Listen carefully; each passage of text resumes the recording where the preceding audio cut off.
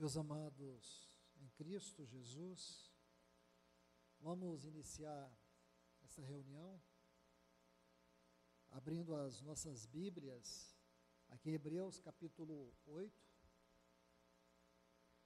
Vamos ler os versículos 1 e 2.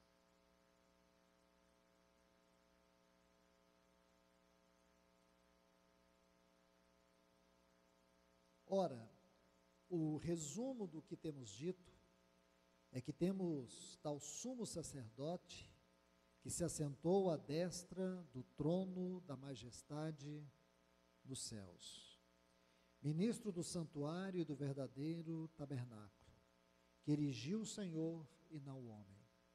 Agora, por favor, segundo aos Coríntios, capítulo 5.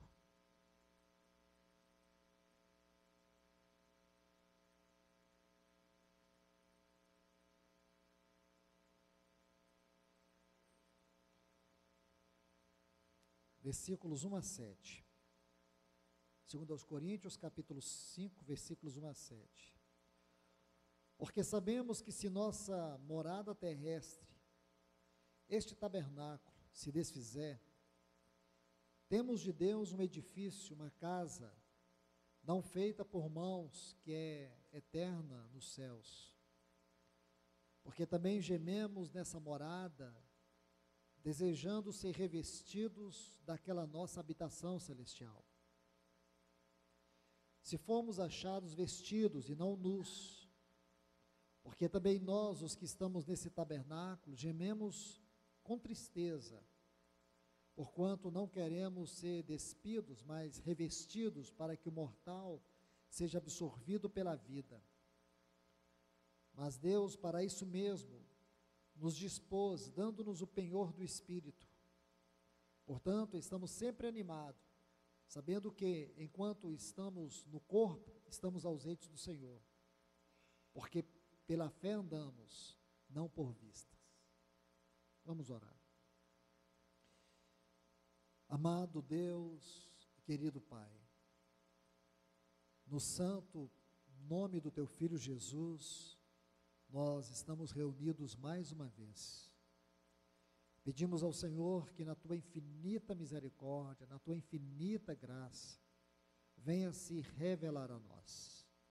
Fala conosco, Senhor. Fala com a Tua igreja, fala com o Teu povo.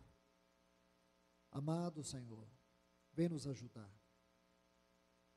Precisamos mais uma vez, Senhor, que o Teu céu se abra sobre esta reunião, e que a Tua voz possa se derramar a todos nós, em nome de Jesus, Senhor.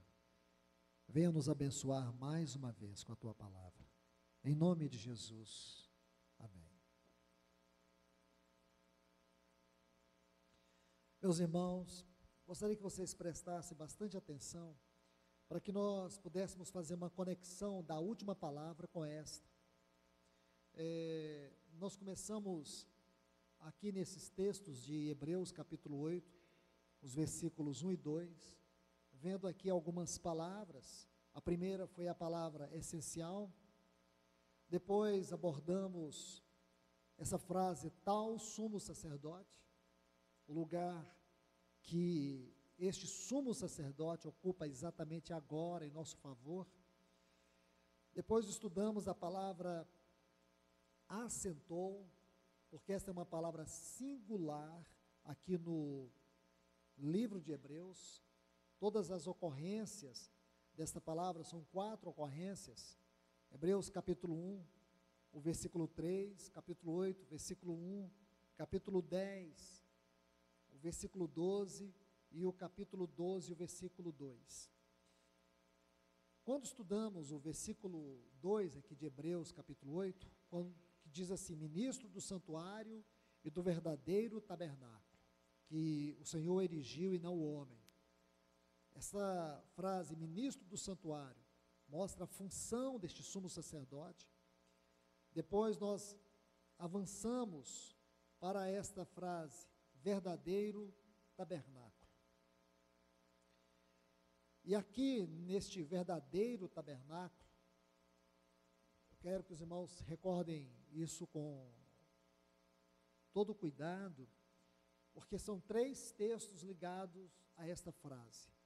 O primeiro está aqui no capítulo 9, o versículo 8, o capítulo 9, o versículo 11, e o capítulo 10, o versículo 19. No capítulo 9, versículo 8, a frase que nós extraímos é caminho do santuário. No capítulo 9 ainda, o versículo 11, a frase é maior e mais perfeito o tabernáculo. E no capítulo 10, versículo 19, a frase é lugar santíssimo. Todas estas frases, elas estão intimamente relacionadas com este verdadeiro tabernáculo. O tema que nós estamos estudando nesses dias é sobre a vida cristã nos mais altos céus. A vida cristã na realidade celestial. Tem sido este o assunto que nós estamos estudando já há algum tempo. E na conclusão da última palavra, nós meditamos aqui nesses textos, especialmente os textos iniciais de 2 Coríntios, capítulo 5. E quando estudávamos 2 Coríntios, capítulo 5, eu vou ler agora na revista atualizada, que diz assim: sabemos que se a nossa casa deste tabernáculo, então, aqui é uma referência ao nosso corpo, se desfizer, temos da parte de Deus um edifício, casa não feita por mãos, eterna nos céus. Nós podemos ver a configuração desta frase com o capítulo 8, aqui de Hebreus, quando fala que o tabernáculo celestial, ele foi feito por Deus, uma casa eterna, não feita por mãos humanas. Então, estudamos aqui essa frase, nossa casa terrestre deste tabernáculo. E depois a frase se desfizer. Aí juntamos 2 textos para entender essa palavra desfizer, segundo o texto grego original. As 2 frases se encontram no versículo 2 e no versículo 4, aqui do capítulo 5 de 2 Coríntios. Nós temos a frase, neste tabernáculo gememos, e no versículo 4, neste tabernáculo gememos angustiados. E isto tem um eco muito forte em Romanos capítulo 8 e o versículo 23. Você sabe que aqui em Romanos 8, Paulo vai falar de 3 gemidos.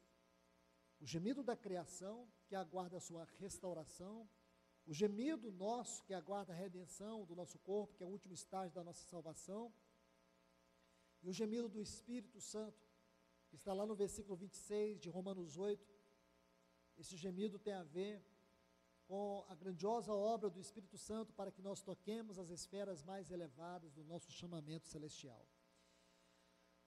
Em 2 Coríntios capítulo 5, versículo 2, que diz assim, e por isso nesse tabernáculo gememos, aspirando, por sermos revestidos da nossa habitação celestial. Essa palavra aspirando nos levou a meditar em 2 Coríntios capítulo 12, os versículos 1 a 9, daquela experiência de Paulo, quando ele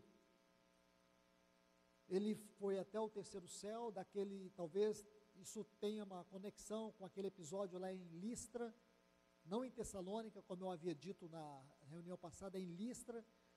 Em Tessalônica ele sofreu hostilidade, mas em Listra que ele sofreu apedrejamento, então, onde ele foi apedrejado e foi tido como morto. Alguns acredito que tenha sido ali que ele tenha tido essa experiência e ele chegou até o terceiro céu. Mas nós podemos ver a grandeza disso, porque Paulo está fazendo aqui uma apologia, uma exposição, uma defesa ao testemunho de Cristo acerca da sua vida, ou através da sua vida. Paulo não está fazendo uma exposição do seu ministério. Então nós estudamos sobre isso, esse paradoxo que é a vida cristã. Na esfera horizontal nós temos lutas, angústias, privações, provações, somos reprovados, e Deus tem permitido alguns espinhos na nossa carne, e todos nós temos. Eu creio que não há um cristão sequer que não tenha um espinho que o esbofeteie, que o perfure, que o esmague. Creio que todos nós temos. Aqui, esse espinho na carne de Paulo, nós sabemos pelo contexto que ele está fazendo uma referência às lutas, às provações, às privações, às oposições, às tribulações que ele enfrentou durante todo o seu ministério. E ele chama isso de mensageiro de Satanás. E os irmãos devem recordar muito bem que eu fiz uma leitura da Bíblia, a mensagem. Geralmente usamos esse tipo de versão como uma versão alternativa. Ela funciona não no sentido da interpretação, mas de nos ajudar a visualizar ou clarear mais a porção da palavra aonde nós estamos fazendo a exposição. Então ali nós vimos que o escritor, o autor dessa Bíblia, a mensagem, Eugene Peterson, ele chama o espinho como um dom de um obstáculo. O dom, ele chama o espinho como um dom de Deus, sobre o qual Paulo orou 3 vezes, e foi o suficiente para ele ter a resposta de Deus. À medida que Deus o tornava fraco, era a medida que o poder de Deus fluía da sua vida. Aí ele aprendeu a ser grato a Deus pelas lutas, pelas provações, por tudo que ele passava. Então isso foi o que nós estudamos, e o objetivo era levar os irmãos a refletir sobre esses 2 polos que nós vivemos, podemos chamá-los assim, a vida horizontal e a vida vertical. Paulo chama isso em Filipenses de soberana vocação. A palavra ali, soberana, é ascensional. Nós temos uma ascensional vocação, uma vocação para o alto. O assunto que nós estamos abordando, irmãos, é algo que todos nós precisamos aprender a desfrutar, é a vida cristã celestial. Porque muitos de nós temos convertido dentro de uma esfera religiosa, e não é fácil se libertar da esfera religiosa. Muitas vezes se leva anos para se libertar da esfera religiosa. Dentro do cristianismo degradado, manter uma pessoa religiosa é extremamente lucrativo. Porque uma pessoa religiosa, ela é muito fácil de ser manipulada, ela é muito fácil de ser conduzida. Dentro de um sistema religioso degradado, a pessoa, ela vive muito na dependência de outros, de gurus espirituais, para dizer o que elas devem fazer. As pessoas vivem sempre na sombra de outros, elas não têm um relacionamento sério com Deus, elas precisam de alguém que elas creem que tem um relacionamento sério com Deus, e assim as pessoas desenvolvem uma vida cristã superficial. E isso é trágico, irmãos, porque a pessoa, ela desenvolve um ananismo espiritual, ela não cresce, uma mediocridade espiritual, ela não desenvolve, não tem progresso. Isso é triste, porque isso não é uma fé cristã. Quando você se depara com a Epístola aos Hebreus, vai nos mostrar que há para nós um caminho vivo e novo, aberto, onde nós podemos entrar e desfrutar de Deus. Não é uma vida espiritual que eu desfruto da experiência de outro, é a vida cristã que eu desfruto da minha própria experiência com Deus. E como esse assunto, ele é escancarado na Bíblia, ele está aberto diante de nós. Já estamos estudando em várias reuniões e vendo em cada porção a grandeza de tudo isso. Então vamos avançar um pouco mais. Voltemos aqui para 2 Coríntios capítulo 5, vejamos os versículos 3, 4 e 5. Vou ler na revista atualizada. Se todavia fomos encontrados vestidos e não nus, pois na verdade os que estamos neste tabernáculo gememos angustiados, não porque queremos ser despidos, isto é, não porque queremos ficar livres do nosso corpo, mas revestidos, para que o mortal seja absorvido pela vida. A palavra vida aqui é zoe, é vida divina, vida indissolúvel, vida incriada. Então esse versículo 4 descreve a expectativa que devemos ter em relação à redenção do nosso corpo. Deixe-me colocar alguns textos para ajudá-los. Se vocês querem conteúdo para estudar, há muito aqui para se estudar. Aqui, Paulo está falando sobre aquele último estágio da nossa salvação. A nossa salvação tem 3 estágios. Primeiro, a salvação tem o estágio do Espírito, a conversão, a salvação do Espírito. Isso ocorre quando nós cremos. No dia que você creu, seu espírito foi salvo. Mas também a salvação é progressiva. A salvação do espírito tem a ver com a justificação. Escute isso, irmãos, isso é muito importante. Salvação do espírito tem a ver com a justificação. Como esses assuntos, irmãos, são riquíssimos. São assuntos que nós poderíamos abordar durante muito tempo, com muitos textos bíblicos. Salvação do espírito, justificação. A salvação da alma, santificação. Porque aqui é onde nossa carne é trabalhada. Nossos afetos, mente, vontade, emoções. Então isto é progressivo. Aqui, irmãos, é o trabalho da cruz. A salvação do espírito é a morte de Cristo na cruz. A salvação da alma é o caminho da cruz. Aqui somos nós que experimentamos a morte na nossa carne. E aqui é santificação, porque nossa carne não converte. Nossa carne, ela tem que ser tratada pela cruz. Nosso espírito é vivificado. Agora nossa carne tem que ser tratada. E a salvação do corpo é o último estágio. Esse está onde, irmãos? 1 Coríntios, capítulo 15, a partir do versículo 50. Quando fala que os nossos corpos corruptíveis serão revestidos da incorruptibilidade. Então aqui será o último estágio. Aqui é para que nós participemos da glória, a glorificação. Não que nós seremos glorificados, mas que nós iremos participar da glória vindoura. Então, justificação, santificação, glorificação. Ok, vamos avançar para o versículo 5. Ora, foi o próprio Deus que nos preparou para isto, outorgando-nos o penhor do Espírito. Preste atenção, irmãos. Eu digo para vocês que essa porção de 2 Coríntios, se você quer, irmão, eu falo para você, se você é sério com a palavra de Deus, se você leva a palavra de Deus a sério, então deixa eu te dizer algo.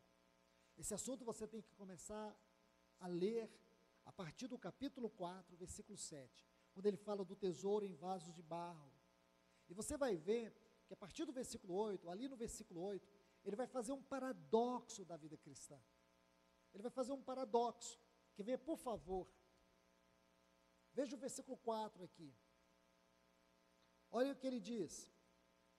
Que estamos atribulados em tudo, mas não angustiados. Atribulados, mas não angustiados. Em apuros, mas não desesperados. Está vendo o paradoxo?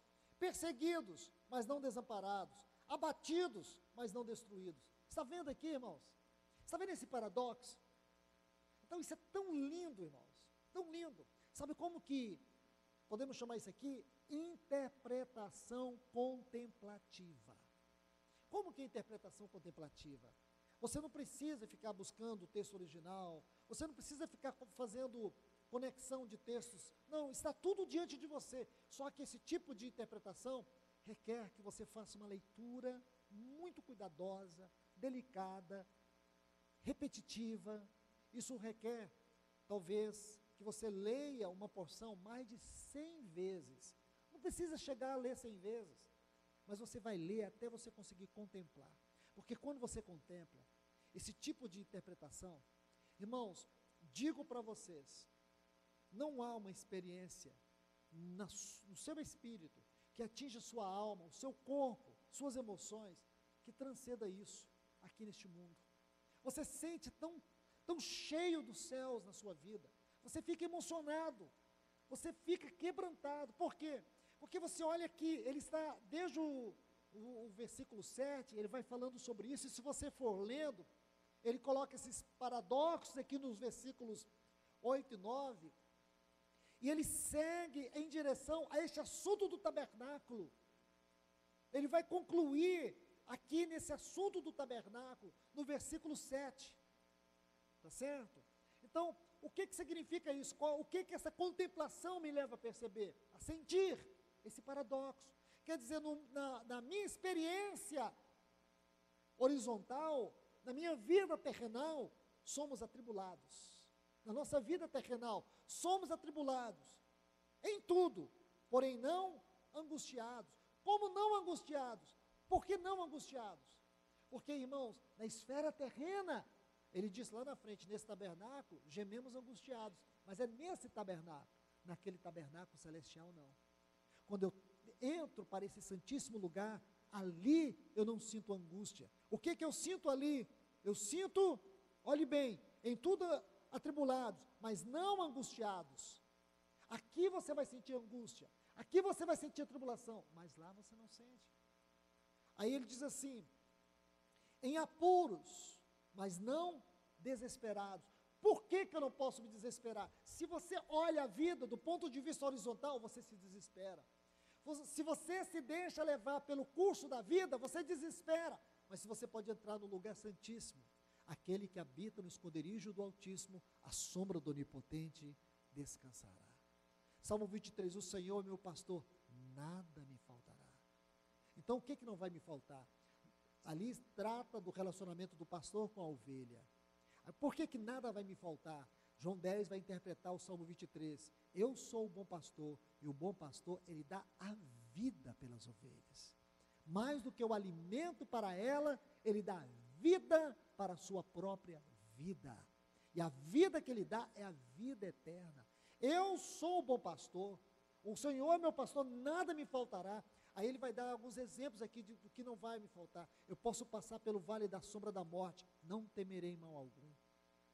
Eu tenho muitos inimigos, mas ele me prepara uma mesa perante os meus adversários. Quais são os nossos adversários, irmãos?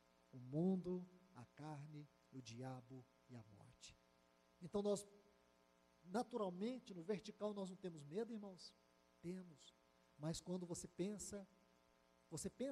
considera o que a Bíblia diz, que é um sumo sacerdote que entrou por nós, não carece, irmãos, mencionar aqueles textos que nós estudamos, no capítulo 2 de Hebreus, versículo 17, capítulo 7, versículo 28, aquelas duas palavrinhas que nós vimos repetidas no capítulo 2, versículo 17, capítulo 7, versículo 26, convinha, um sumo sacerdote como este que entrou por nós, este sumo sacerdote que está nos conduzindo a esta glória. Irmãos, como é possível, irmãos, você dizer que crê em Deus, você dizer que tem um Espírito na sua vida, e você ser espiritualmente tão pobre, irmãos, isso é triste, não é brincadeira, irmãos. Eu não sei o quanto vocês estão conectados com tudo que está à volta, tudo que está em torno de vocês. Eu tenho me assustado com algumas coisas que a gente nunca ouviu falar. Em uma cidade aqui, não vou mencionar, mas uma cidade que há uma comunidade de irmãos, e de 2 meses para cá, uma cidade de 30 e poucos mil habitantes, 7 pessoas suicidaram, virou uma moda suicídio nessa cidade. Eu encontrei com os irmãos domingo passado, dessa cidade, tinha sido 5, hoje uma das irmãs me enviou uma mensagem, Luiz, ontem mais 2 pessoas suicidaram. Está virando moda. Eu vi um pequeno vídeo que está sendo espalhado nas escolas sobre como suicidar. Eu nunca pensei que eu viria isso, que eu iria assistir isso. Hoje um irmão esteve me visitando em casa e nós conversávamos sobre um irmão que faleceu há pouco. E falávamos sobre outras situações, ele me contando o caso de um jovem, que ele conhece muito. Sabe por que ele se matou? Porque ele foi envolvido por um jogo de videogame. Se envolveu tanto com o jogo de videogame, que ele se matou. Crianças estão fazendo isso, irmãos. Crianças estão fazendo isso. Porque se ocorre numa cidade como em Goiânia, não tem impacto. Agora, 7 pessoas se suicidarem em menos de 2 meses, numa cidade de 35 mil habitantes, onde todo mundo conhece todo mundo. A vida está virando uma tragédia, e as pessoas estão conformadas. Quando eu falo de tragédia, não é porque a vida foi melhor, porque desde a queda tem sido uma tragédia, mas a questão é que a tragédia social, ela está se tornando banal. A vida está se tornando banal. E os cristãos estão sendo levados por isso. Cristãos estão destruindo suas vidas. Cristãos estão escravos de remédios controlados porque estão no último estágio de depressão. Como é possível, irmãos? A única explicação plausível é esta: uma conversão religiosa, uma conversão psicológica. Olha o que nós temos aqui, irmãos. Nós temos um santuário que está de portas abertas para nós. Nosso Senhor entrou à nossa frente. Olha o que diz esses textos: angustiados, atribulados. Mas não precisa você ficar angustiado. Nessa esfera você é atribulado, mas naquela esfera celestial você não é angustiado. Olha o que ele prossegue dizendo: em apuros, mas quando você está no Santíssimo Lugar, você não se desespera. Perseguido, aqui nessa terra você sofre perseguição, mas quando você entra no santuário da morada do Altíssimo, você não é desamparado. Aqui você pode perder guerras, mas lá você nunca é abatido. A vida cristã é vivida de cima para baixo. Entende, irmãos? Não de baixo para cima, de cima para baixo. Por isso que nós vimos aqueles textos, eu volto a repetir, Efésios capítulo 1, versículo 20, diz que Deus ressuscitou a Jesus dentre os mortos e o fez assentar nos lugares celestiais. Deus ressuscitou a Jesus e o fez assentar nos lugares celestiais. Efésios 2:6. Diz que juntamente com Cristo nos ressuscitou e nos fez assentar nos lugares celestiais. A minha pergunta é: isso é utopia ou é realidade espiritual? Isso vai depender da sua fé. Olha o versículo 7 deste capítulo 5 de 2 Coríntios. Se você andar por fé, isso é realidade. Se você andar por vista, isso é utopia. Se você anda por vista, isso é só mais uma utopia. É mais uma coisa inalcançável. É mais uma coisa desse livro. Mas se você anda por fé, se você sabe o que é isso, então você consegue tocar as esferas mais altas onde Deus está. E digo para vocês, se isso aqui não é verdade, então nossa vida é a pior tragédia que existe. Pior do que os ímpios. Porque como cristão, dizemos que por amor a Cristo, por uma esperança que nós temos, nós nos esforçamos, nós batalhamos, fazemos como Paulo, esmurramos o nosso corpo, o reduzimos ao pó para que não sejamos reprovados. Nós nos privamos de tantas coisas, nós lutamos contra a nossa carne. Para quê? Para quê, irmãos? Para nada. Como diz lá no capítulo 11 de 1 Coríntios, somos os mais infelizes dos homens. Os mais infelizes. É vã a nossa fé. Não é verdade, irmãos? Nós não somos os mais infelizes, nós somos os mais felizes. Sabe por quê? Porque nós temos uma viva esperança. Porque este livro é a palavra de Deus.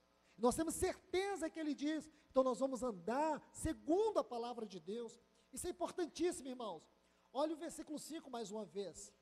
Ora, 2 Coríntios 5:5, ora foi o próprio Deus que nos preparou para isso. Deus nos preparou para quê, irmãos? Para que nós pudéssemos habitar nesse tabernáculo celeste. Mas como que Deus me preparou?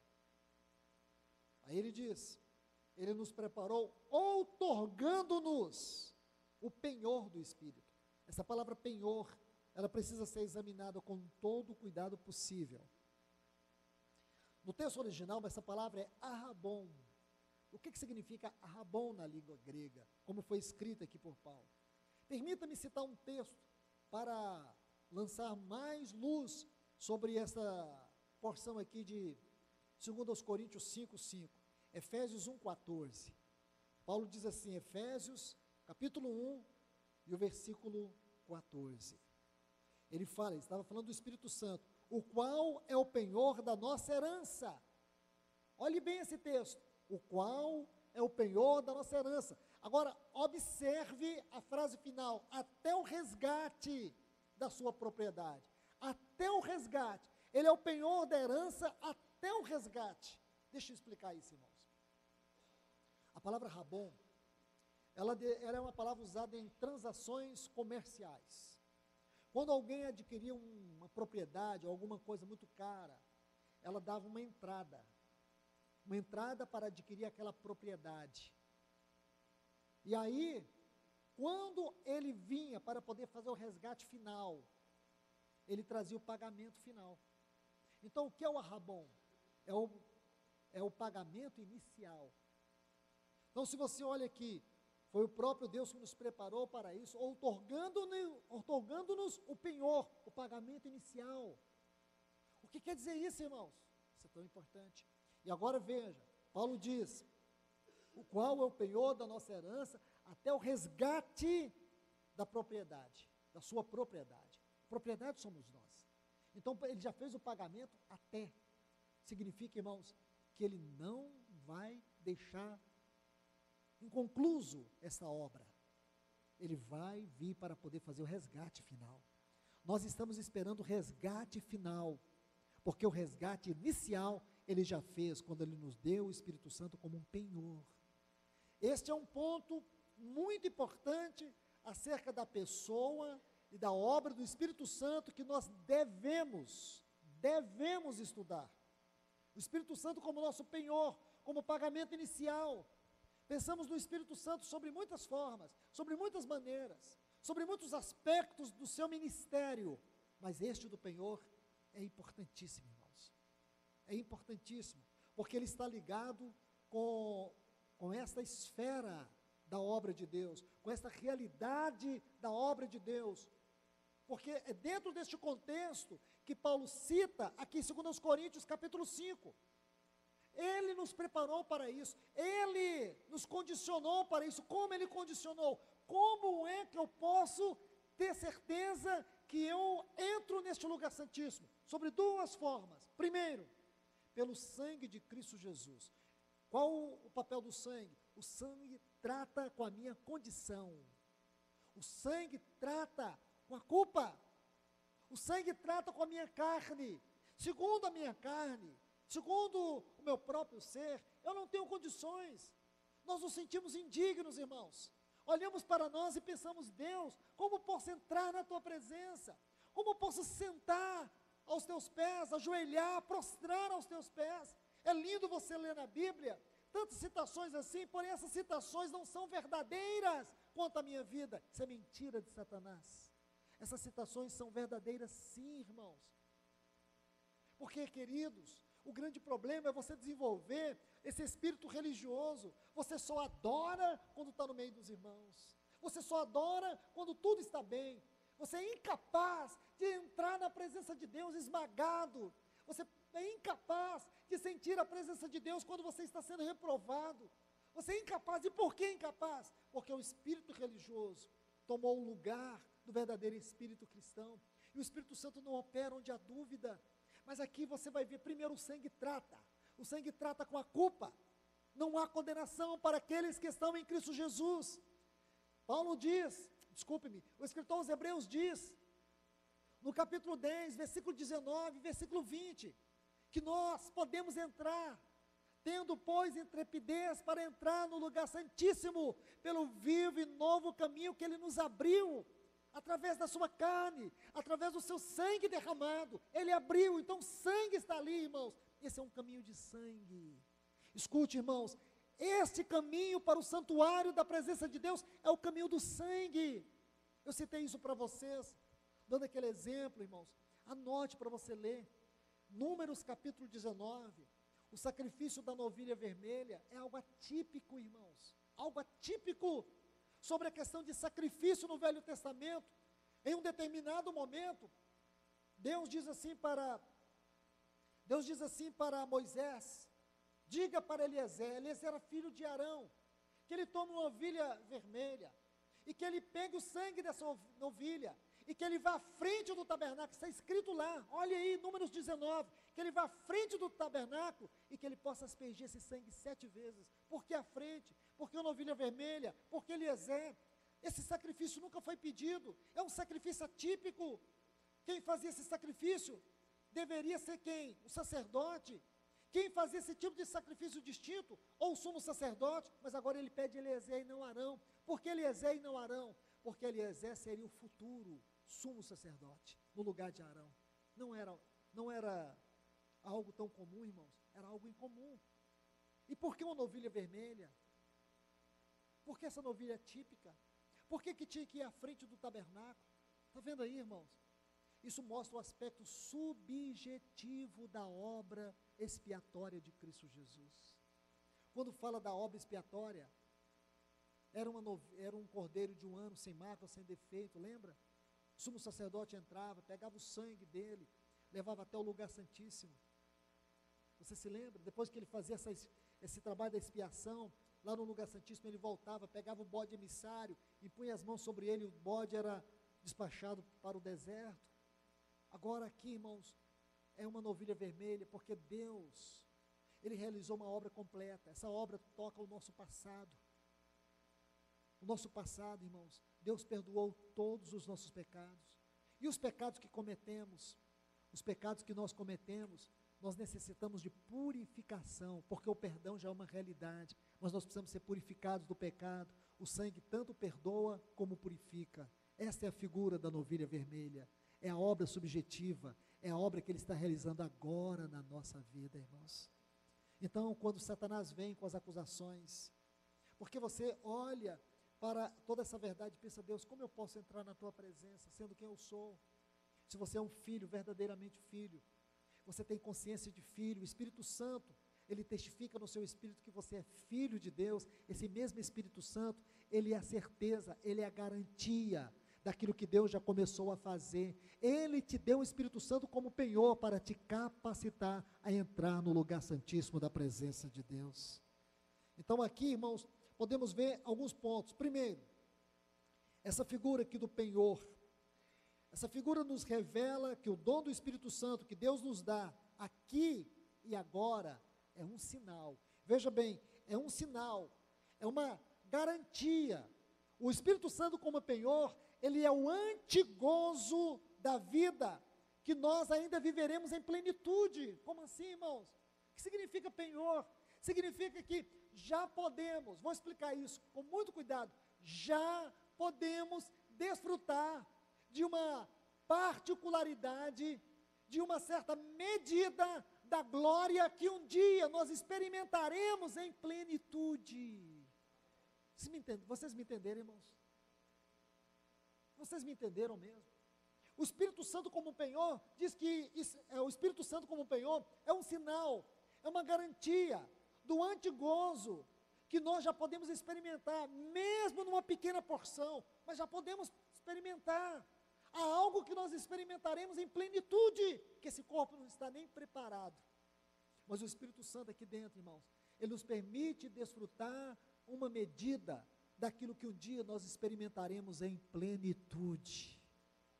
Segundo, irmãos, quando Paulo faz uso dessa palavra, penhor, é para nos mostrar que nós estamos experimentando do Espírito Santo, é simplesmente uma pequena parte da glória, que um dia será o triunfo final, será a consumação plena e absoluta de toda a realidade celestial. Então hoje nós podemos experimentar um pouco dos céus no nosso interior. Por isso que em Eclesiastes diz que Deus colocou a eternidade no coração do homem. Quando foi que Deus colocou a eternidade no coração do homem? Quando Ele enviou para nós o Espírito de habitação. Como que nós podemos chamar o Espírito Santo? O Espírito da habitação celestial. Aí a eternidade entrou para dentro de nós. Vamos ver isso, irmãos. Deixe-me mostrar isso para vocês. Volte comigo, por favor, capítulo 2 aqui de 2 Coríntios. Versículos 9 e 10. 2 Coríntios, capítulo 2, versículos 9 e 10. Olha esses textos, vamos ler com muito cuidado. Mas como está escrito, nem olhos viram, nem ouvidos ouviram, nem jamais penetrou em coração humano o que Deus tem preparado para aqueles que o amam. O que Deus tem preparado para aqueles que o amam. Nunca os olhos viram, nunca os ouvidos ouviram, nem jamais penetrou no coração do homem aquilo que Deus tem preparado para aqueles que o amam. Agora observe com mais cuidado ainda, irmãos. Mas Deus nolo revelou. Pelo seu Espírito. Por quê? Porque o Espírito a todas as coisas perscruta, até mesmo as profundezas de Deus. Então, quando ele está falando de coisas que os olhos não viram, que os ouvidos não ouviram, que jamais penetrou ao coração, ele está falando das profundezas de Deus. Mas essas coisas das profundezas de Deus, o Espírito nos revelou. Vamos observar, aqui, se você quiser entender o que realmente Paulo está dizendo, ele está fazendo citações de frases extraídas de Isaías capítulo 52, versículo 15, e também do capítulo 64, versículo 4. Isaías capítulo 52, 15, Isaías 64, 4. Ele está extraindo algumas frases. Agora, a chave para entendermos esta frase, Deus nos revelou pelo seu Espírito. Onde nós vamos estudar isso? Precisamos ver aqui no Salmo de número 46. Aqui talvez encontremos a chave para estudar o que significa tudo isso para nós. Vamos observar essa ação gloriosa do Espírito Santo, aquele que sonda, perscruta as profundezas de Deus.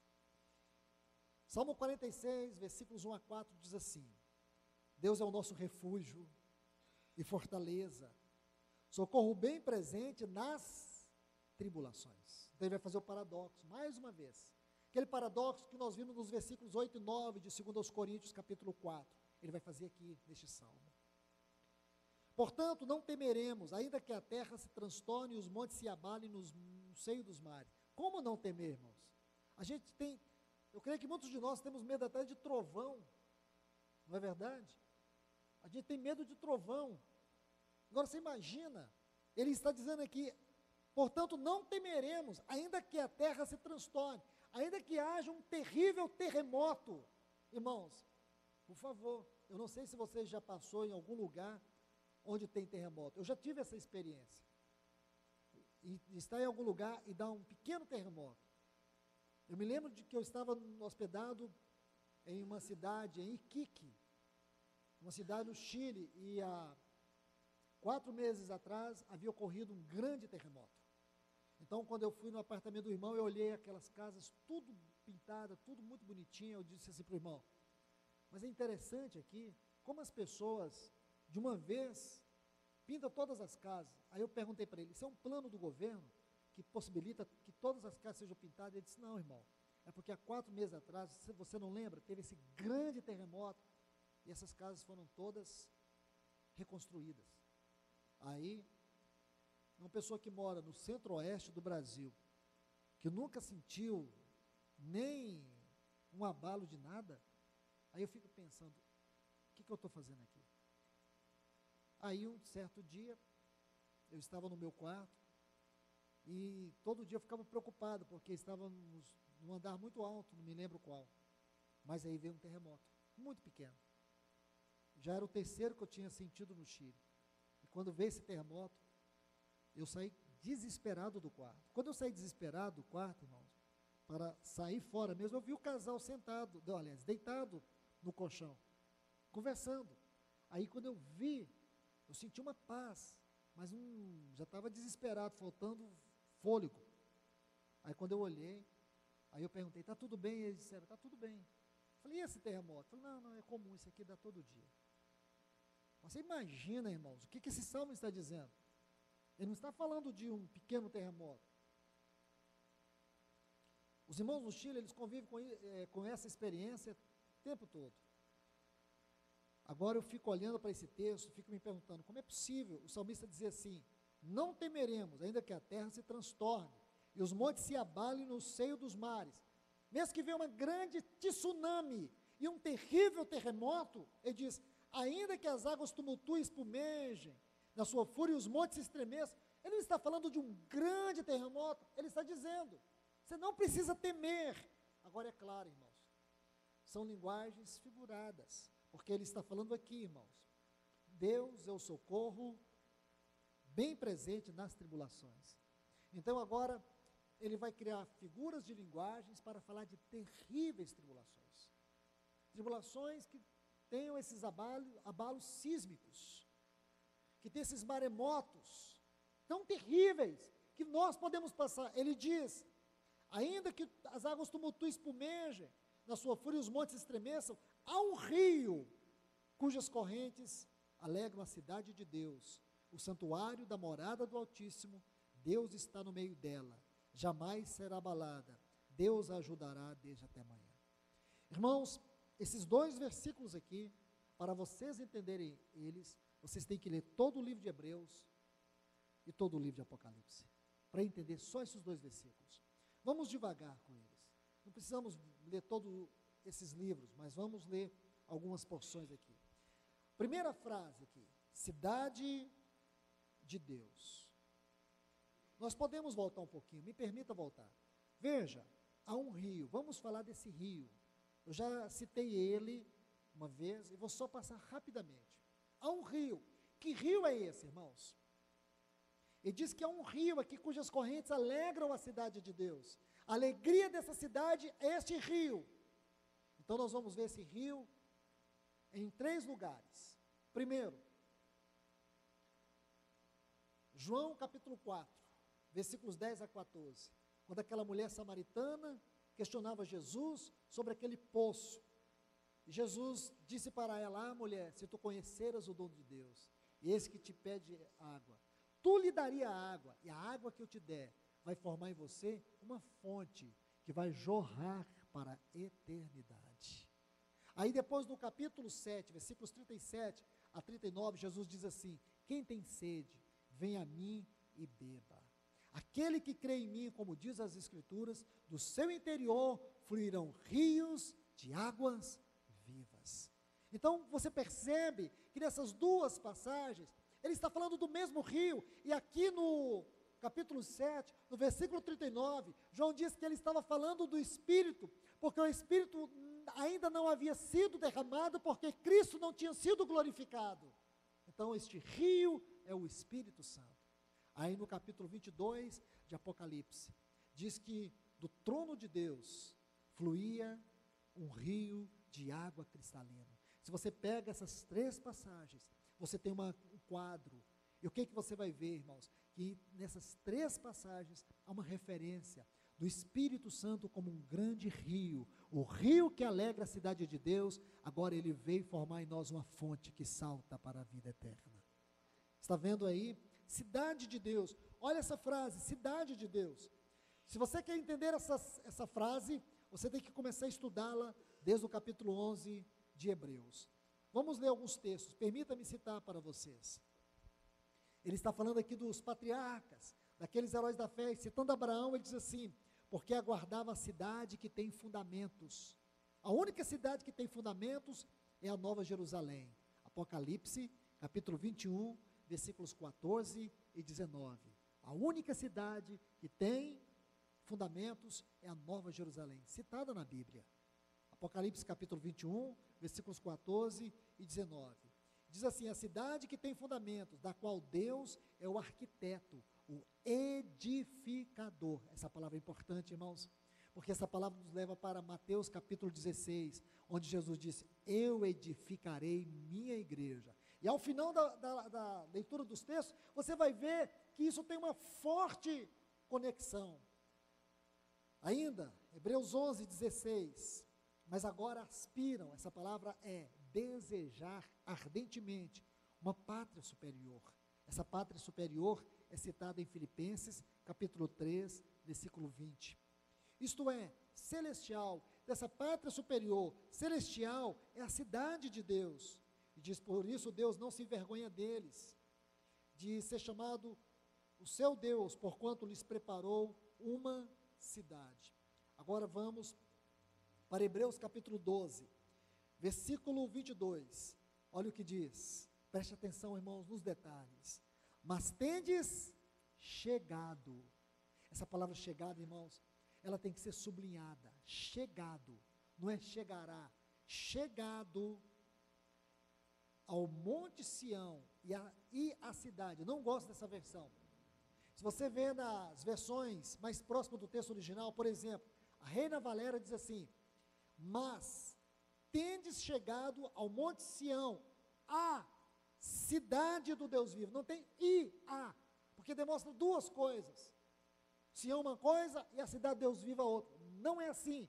Esse izinho aqui não está no texto original.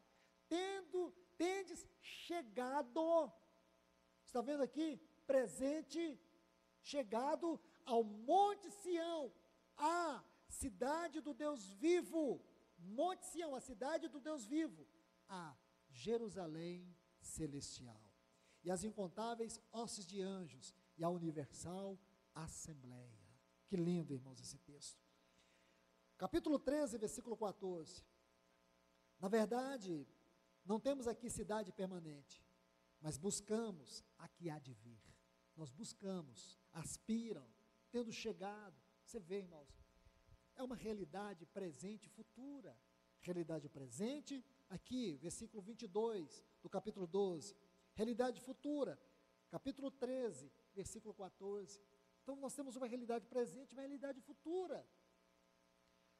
Capítulo 3 do livro de Apocalipse, Apocalipse 3:12, está assim: ao vencedor, falo-ei coluna no santuário. O santuário, moradas celestiais, casa de Deus, universal assembleia, são tudo frases que estão intimamente relacionadas e descrevem a mesma coisa.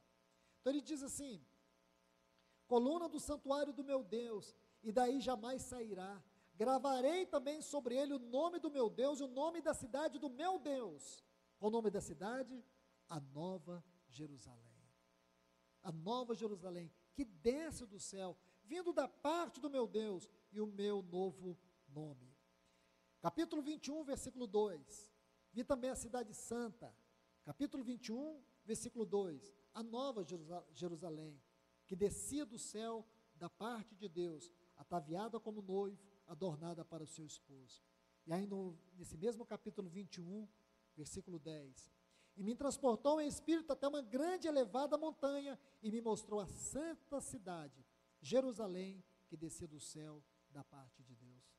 Então você vê, irmãos, moradas, moradas. Só nessa frasezinha que nós vimos aqui, cidade de Deus, santuário da morada do Altíssimo. Então, cidade de Deus, lindo isso, irmãos, lindo, precioso, tudo isso. Quantos textos nós poderíamos abordar só para estudar essa morada, ou essa cidade de Deus? Agora vamos para outra frase, moradas do Altíssimo. Você vê que tudo se relaciona, tudo se autoconfigura. Veja a grandeza dessa frase, moradas do Altíssimo. Então a cidade de Deus é a morada, ou as moradas do Altíssimo, está no plural. Essa expressão moradas ocorre 11 vezes no livro dos Salmos. Eu vou citar apenas três lugares onde esta palavra, moradas, ocorre. Salmo de número 26, versículo 8, diz assim: eu amo, Senhor, a habitação da tua casa, e o lugar aonde a tua glória, olha a palavra, assiste. Então, moradas do Altíssimo é o lugar aonde a glória de Deus assiste, é o lugar da sua glória. Salmo de número 43, versículo 13, eu gosto muito deste texto, porque ele tem algumas verdades impressionantes. Está assim: envia a tua luz e a tua verdade. Para quê? Luz e verdade. O Evangelho de João aqui, irmãos. Esses são dois assuntos do Evangelho de João, luz e verdade. Envia a tua luz e a tua verdade, para que me guie. Essa luz é verdade. Lâmpada para os meus pés é a tua palavra. Luz e verdade são termos que faz referência à palavra de Deus. A palavra de Deus é luz, a palavra de Deus é verdade. Então é como se ele dissesse: envia a tua palavra, para que me guie e me leve ao teu santo monte, aos teus tabernáculos. A expressão tabernáculos é a mesma expressão moradas no texto hebraico, aqui no livro de Salmos. E por último, Salmo 132 e o versículo 7. Está assim: entremos na tua morada, adoremos ante ao estrado dos teus pés. Então, o que é adoração em espírito e em verdade? O que é essa adoração? A verdadeira adoração, irmãos, é aquela que nós fazemos quando nós conseguimos entrar no santuário da presença de Deus. Podemos cantar, podemos fazer o que nós quisermos aqui, tocar instrumentos, mas só é uma adoração diante de Deus quando ela nos permite entrar no lugar da presença de Deus, e ali nós sentiremos que estamos diante do trono de Deus, e ali nós podemos nos curvar aos seus pés, em espírito e em verdade. Agora observe bem, ele diz assim: Deus está no meio dela, jamais será abalada. Ora, irmãos, eu sei que é impossível concluir tudo isso que está descrito nesses 4 versículos. Se vocês olharem muito bem, volte comigo, por favor, nesse Salmo 46. Olha que coisa linda. Ele diz: Deus é o nosso refúgio e fortaleza, socorro bem presente nas tribulações. Então, quando ele usa essa figura de linguagem, fazendo dessas metáforas aqui, para descrever as tribulações que nós enfrentamos, como grandes terremotos, como grandes maremotos, toda essa convulsão natural, para poder descrever tribulações terríveis. Ele diz assim: por mais que você passe por todas essas tribulações, saiba, há um rio dentro de você, há uma fonte de água viva dentro de você que salta para a eternidade. É este rio que está dentro de você, que salta para a eternidade, é o rio que alegra o santuário da morada de Deus, é o mesmo rio que corta a Nova Jerusalém, que flui do trono da glória e da graça de Deus. Esse rio está dentro de você. Aqui nessa terra, você pode sofrer grandes tribulações, como terríveis maremotos, como terríveis tsunamis, pode ser as tribulações que você está passando, mas você não vai ser destruído. Olha o que ele diz nos versículos 8 e 9, de 2 Coríntios, capítulo 4, você pode ser angustiado, você pode ser perseguido, mas você não precisa temer. Sabe por quê? Porque é um rio, você pode entrar no santuário das moradas do Altíssimo, e você pode sentir esse rio que alegra a cidade de Deus, derramar essa alegria para dentro de você. Esse é o penhor do Espírito, Ele nos deu o penhor do Espírito, o Espírito que penetra as profundezas de Deus e pode também encher o nosso coração. Nossos olhos nunca viram, nossos ouvidos nunca ouviram, nem jamais penetrou no coração do homem. Nós podemos sentir por meio do Espírito que em nós habita. Esta é a promessa da Bíblia, irmãos. Isto é evangelho. Foi isso que a igreja primitiva viveu, isso que os cristãos viveram. E hoje nós, essa igreja que se auto-intitula igreja moderna, essa igreja moderna, irmãos, sem Cristo ela não é nada, é uma verdadeira sinagoga de farisaísmo, é simplesmente um cristianismo sem Cristo. Então não existe isso, irmãos. Nós precisamos ver, esta é a verdadeira vida cristã, é nessa esfera que nós somos chamados a viver, irmãos, porque não é fácil a vida nesse mundo. Ninguém aqui tem vida fácil, ninguém aqui está destinado a viver uma vida fácil neste mundo. Essa palavra felicidade, irmãos, uma palavra que o mundo tanto ama, mas o mundo não experimenta a felicidade, porque casamento não traz felicidade, dinheiro não traz felicidade, posições sociais não traz felicidade. A Bíblia nos promete muito mais do que felicidade, a Bíblia nos promete gozo, nos promete alegria, e é isso que nós encontramos, irmãos, através da habitação do Espírito Santo, espírito de alegria, espírito de gozo. Esse espírito dentro de nós nos permite, irmãos, desfrutar um pouquinho daquela grandiosa alegria que um dia nós sentiremos.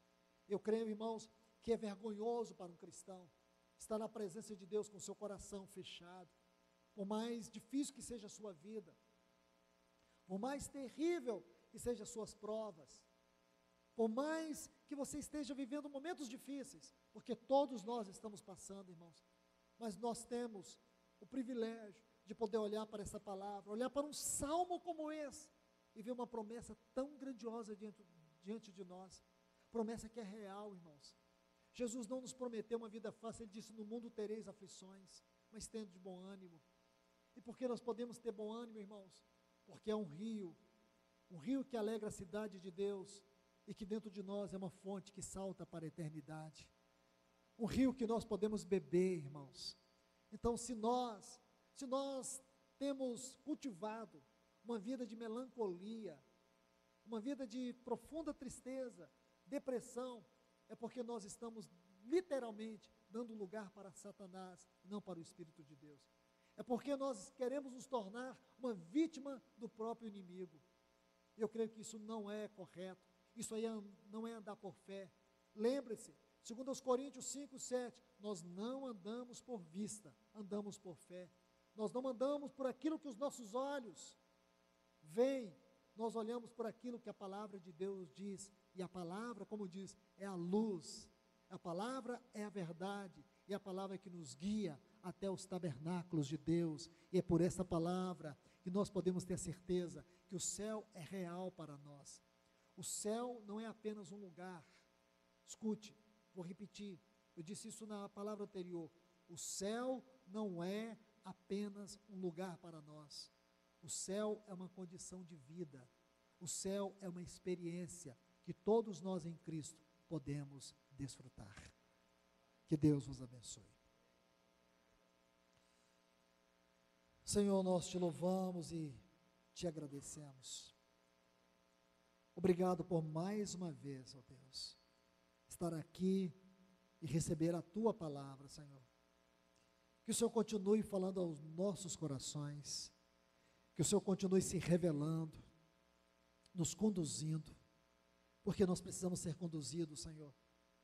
Nós temos uma alma vacilante, nós temos, Senhor, um inimigo que ele nos aprisiona em cativeiros emocionais, circunstanciais, onde nossa fé, ela é minimizada, onde a tua palavra é excluída, e aí, Senhor, nós permitimos que o inimigo trabalhe na nossa mente, na nossa vontade, nas nossas emoções, passamos a ter uma vida governada pela carne, não pelo Espírito, e assim, Senhor, ficamos no desespero e nas angústias desta vida terrenal.